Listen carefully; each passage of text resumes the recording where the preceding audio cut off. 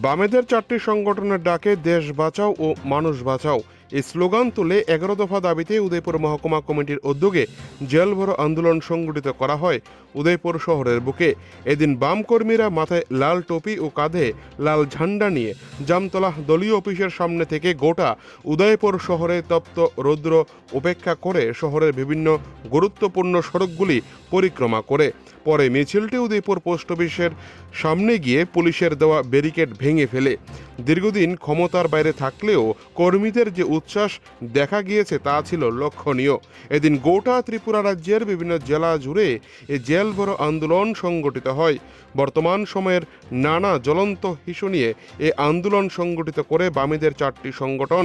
বামেদের রাজনৈতিক মিছিলে যাতে কোনো রকম রাজনৈতিক সংঘর্ষ না ঘটে তার জন্য পুলিশ ও প্রশাসন কঠোর ব্যবস্থা নেয়। এদিন উদয়পুর শহরের নানা জায়গায় মোতায়েন করা হয় কেন্দ্রীয় বাহিনী।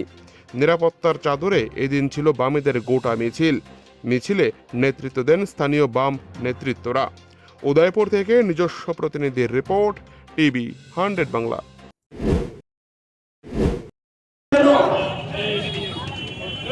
আপনারা জানেন আজকের দিনটা একটা ঐতিহাসিক দিন রূপ নেবে। নিশ্চয়ই আপনারা ইতিমধ্যে বিভিন্ন রকম প্রচার প্রপাগান্ডার মধ্য দিয়ে আপনারা এটা উপলব্ধি করতে পেরেছেন।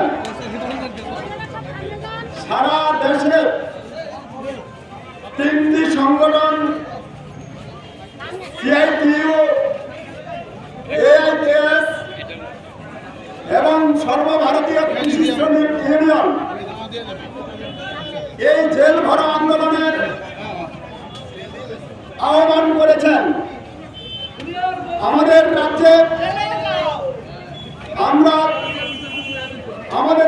অন্যতম